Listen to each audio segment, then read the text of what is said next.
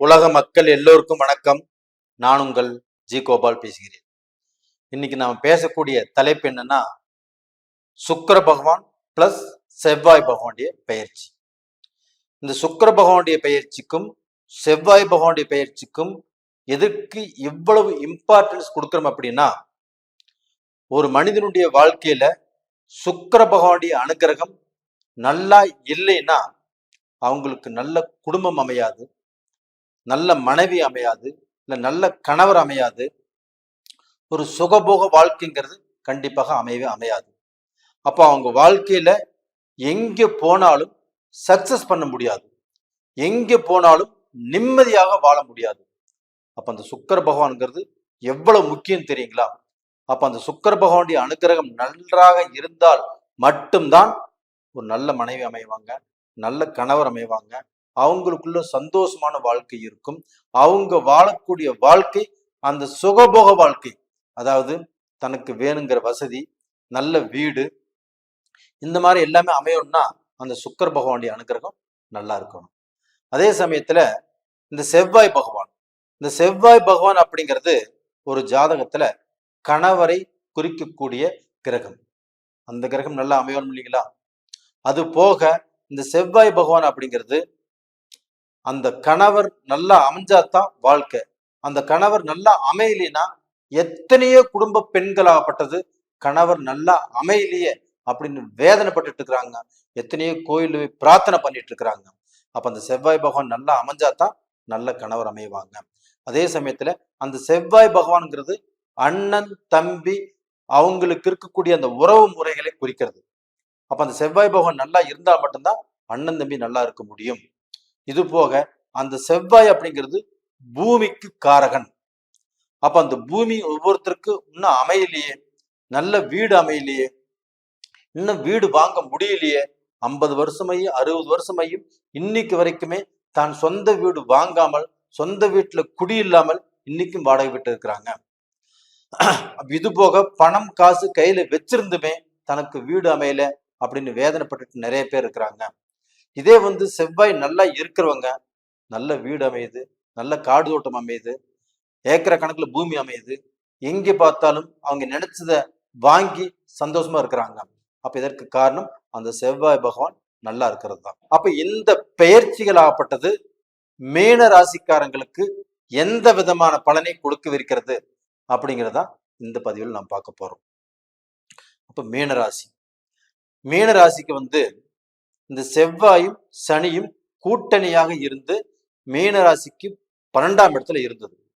12ஆம் இடத்துல இருந்து இவங்களுடைய மன நிம்மதியை காலி பண்ணுச்சு. அது போக இவங்களுக்கு எதிரிகளை உருவாக்குச்சு. இவங்க பேசினாலே பிரச்சனை.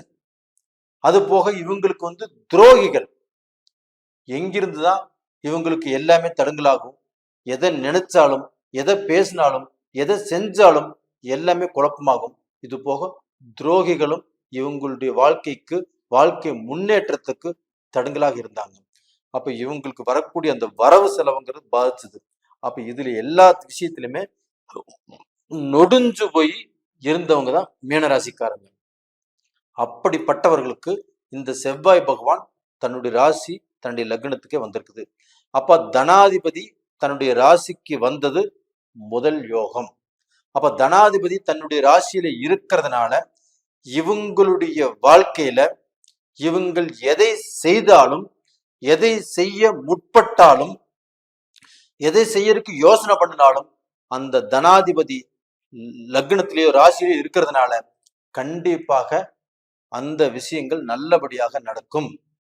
அது போக எந்த தொழில் செய்யறதுக்கு இவங்க ஆசைப்பட்டாலும் சரி, இதற்கு முன்னாண்ட தொழில் செஞ்சு அதுல நஷ்டப்பட்டு அந்த தொழிலை எடுத்து செய்ய முடியாத சூழ்நிலையில இருந்தாலும் சரி, அந்த தொழிலை எடுத்து செய்வதற்கு பக்கபலமாக யாரோடைய உதவி கிடைக்கும்.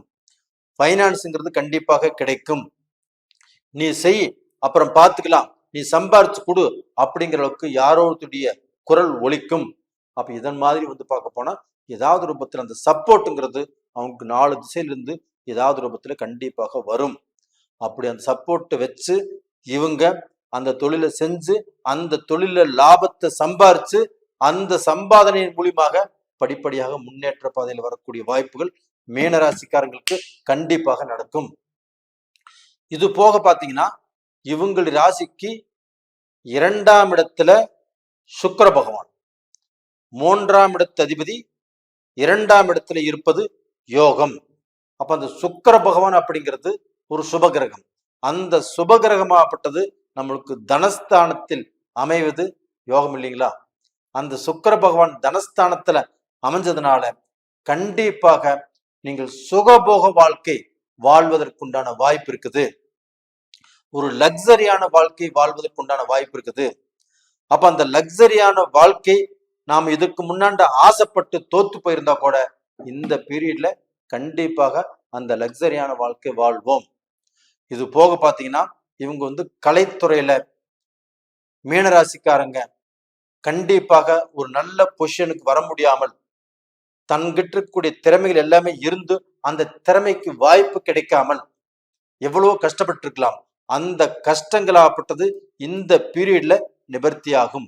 இந்த சுக்கிர பகவான் 2ஆம் இடத்துல இருக்கிறதுனால கலைத்துறையில் உள்ளவங்க மீனராசிக்காரங்க கண்டிப்பாக அந்த பிரச்சனை இல்லாமல் கலைத்துறையில சிறந்து வருவதற்குண்டான வாய்ப்புகள் இருக்குது. இது போக இவங்களுடைய ராசியிலே இருக்கக்கூடிய அந்த செவ்வாய் பகவான் ஆப்பட்டது 4ஆம் இடத்தை பார்க்கறதுனால அந்த 4ஆம் இடம் என்பது வீடு வாசல் சம்பந்தப்பட்டது, சொத்து சம்பந்தப்பட்டது, பூமி சம்பந்தப்பட்டது, வண்டி வாகனம் சம்பந்தப்பட்டது. அப்ப இந்த விஷயங்களாப்பட்டது இவங்களுக்கு மன நிறைவோடு அமைவதற்குண்டான வாய்ப்பு இருக்குது. அப்ப டோட்டலா ஏதாவது ஒரு சொத்து வாங்கக்கூடிய அளவுக்கு வாய்ப்புகள் இருக்குது. ஏதாவது ஒரு கிரயம் பண்ணுவீங்க. அப்படி இல்லைன்னா ஒரு சொத்து வாங்கி அதுல தொழில் செஞ்சு அந்த தொழில் மூலியமாக நீங்க முன்னேற்ற பாதையில வருவீங்க. 2வது பார்க்க போனா இடம் மாற்றங்கள் நல்லா இருக்கும். அப்ப அந்த இடம் மாற்றத்தினால உங்களுடைய வாழ்க்கையில ஒரு அழகு இருக்கும். அது போக உங்களுடைய அந்த செவ்வாய் பகவானாப்பட்டது உங்களுடைய ராசிக்கு 7ஆம் இடத்தை பார்க்கறாங்க. அந்த 7ஆம் இடத்தை செவ்வாய் பார்ப்பது மட்டும் இல்ல, குரு பகவானும் உங்களுடைய ராசிக்கு 3ஆம் இடத்துல இருந்து 5ஆம் பார்வையாக உங்களுடைய ராசிக்கு 7ஆம் இடத்தை பார்க்கறாங்க. அப்ப இந்த 7ஆம் இடத்தை பார்ப்பதனால கலஸ்தர ஸ்தானத்தை பார்க்கறாங்க. அப்ப அந்த கலஸ்தர ஸ்தானத்தை குருவும் பார்க்கறதுனால செவ்வாயும் பார்க்கறதுனால கண்டிப்பாக அந்த கலஸ்தரம் நல்ல திருப்தியாக ஒரு சந்தோஷமாக ஒரு நல்ல ஒரு மனநிலையை நல்ல ஒரு சந்தோஷத்தை உருவாக்கி கொடுக்கும். அப்போ குடும்பத்துல வாழக்கூடிய அந்த தாம்பத்திய வாழ்க்கைக்கும் அந்த குடும்பத்துல நல்ல அமைதியும் நல்ல சந்தோஷங்களும் சேர்ந்து ஒரு திருப்தியாக வாழ்வாங்க. அதுபோக பார்ட்னர் ரூபத்துல ஒரு சந்தோஷம் கிடைக்கும். பார்ட்னர் ஆகப்பட்டது ஒரு பிசினஸ்ல ஒரு சக்சஸை காட்டுவாரு. அந்த சக்சஸ்ங்கிறது இந்த பார்ட்னருக்கு சந்தோஷத்தை கொடுக்கும். இது போக புதுசாக நம்மளுக்கு பார்ட்னர் சேர்த்தி கொள்வதற்கும் இது அருமையான டைம். அப்ப இந்த டயத்துல பார்ட்னரை சேர்த்திக்கலாம். இது போக உங்களுடைய இப்ப இந்த மீனராசியில புதன் நேச்சம். அப்படி நேச்சமாகி இருந்து அந்த புதன் பகவான் ஆப்பட்டது தன்னுடைய வீட்டையே பார்க்கறாங்க. அதே சமயத்துல குரு பகவானும் அந்த வீட்டையே பார்க்கறாங்க. அது போக செவ்வாய் பகவானும் அந்த வீட்டையே பார்க்கறாங்க. இப்படி 3 ராசிகளும் 3 கிரகங்களும் ஒரே ஸ்தானத்தை பார்க்கறதுனால கண்டிப்பாக மீன ராசிக்காரங்க அவங்களுடைய மக்கள் படிக்கக்கூடிய படிப்பு நல்லா இருக்கும். 2வது பாத்தீங்கன்னா அவங்க மக்களாகப்பட்டது ஏதாவது கவர்மெண்ட் சம்பந்தப்பட்ட எக்ஸாம் எழுதினாவோ இல்ல குரூப் சம்பந்தப்பட்ட எக்ஸாம் எழுதினாலோ கண்டிப்பாக அதுல தேர்ச்சி பெறக்கூடிய அளவுக்கு வாய்ப்புகள் உருவாகும். 2வது பாத்தீங்கன்னா மீனராசியில பிறந்து அவங்க தலையெடுத்து அவங்க படிச்சு பட்டம் வாங்கி வெளிநாடு போய் அங்க போய் நம்ம சம்பாதிக்கணும் சாதிக்கணும் அப்படின்னு போனவங்க இன்னைக்கு கஷ்டப்பட்டுட்டு இருக்கிறாங்க. அப்போ Malaysia, Singapore, Canada, Australia, USA இது மாதிரி நிறைய பேர் கஷ்டப்பட்டு இருக்கிறாங்க. அந்த கஷ்டங்கள் தீர்ந்து அவங்களுடைய வாழ்க்கையில ஒரு நல்ல வாழ்க்கை ஆரம்பிக்கக்கூடிய காலகட்டம் தான் இந்த காலகட்டம். அப்ப அந்த செவ்வாய் பயிற்சி நல்லா இருக்குது, அந்த சுக்கிர பயிற்சி நல்லா இருக்குது, அந்த குரு பயிற்சியாகி தான் இருக்கக்கூடிய ஸ்தானத்தை நீங்க பார்க்க வேண்டாம். அது பார்க்கக்கூடிய இடமாகப்பட்டது உங்களுடைய ராசிக்கு 7ஆம் இடத்தை பார்க்கறாங்க, 9ஆம் இடத்தை பார்க்கறாங்க, 11ஆம் இடத்தை பார்க்கறாங்க. இப்படி பார்க்கறதுனால அந்த குருவுடைய பார்வையும் உங்க வாழ்க்கையில ஒரு நல்ல வெளிச்சத்தை காட்டும். நீங்க இருட்டுல வாழ்ந்துட்டு எந்த திசையில போறது என்ன பண்றது அப்படின்னு போறதுக்கு வழி தெரியாம வாழ்ந்துட்டு இருந்த உங்களுக்கு இந்த குரு பகவானுடைய அனுகிரகங்கள் உங்களுக்கு வெளிச்சத்தை காட்டிருச்சு. இனிமேலாப்பட்டது நீங்கள் எடுத்த காரியம் எல்லாமே ஜெயம். நீங்க நல்லா இருப்பீங்க மீனராசிக்காரங்களே. கண்டிப்பாக மீனராசிக்காரங்களுக்கு இந்த பதிவு பிடிச்சிருக்குன்னு நினைக்கிறேன். பிடிச்சிருந்தா லைக் பண்ணுங்க, சப்ஸ்கிரைப் பண்ணுங்க, ஆல் அப்படிங்கிற பெல் பட்டனை பிரஸ் பண்ணிக்கோங்க. உங்களுடைய ஜென்ம ஜாதகத்துல நடக்கக்கூடிய தசாபுத்திகள் சாதகமாக இருக்குதான்னு பாருங்க. உங்களுடைய ஜென்ம ஜாதகத்தில் நடக்கக்கூடிய தசாபுத்திகள் தான் உங்களை வழி நடத்தும். உங்களுடைய எதிர்காலத்துக்கு அதுதான் ரொம்ப ரொம்ப முக்கியம்.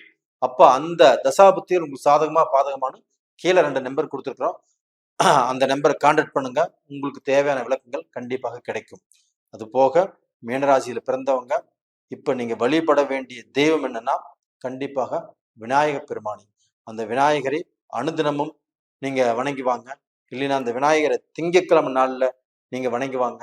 அந்த விநாயகருக்கு ஒரு சொம்பு தண்ணி ஊற்றி வணங்கி வந்தால் கண்டிப்பாக உங்களுடைய பாவங்கள் கண்டிப்பாக தீரும். கண்டிப்பாக நல்லா இருப்பீங்க. உங்களிடமிருந்து விடைபெறுவது உங்களின் ஜி கோபால். நன்றி, வணக்கம்.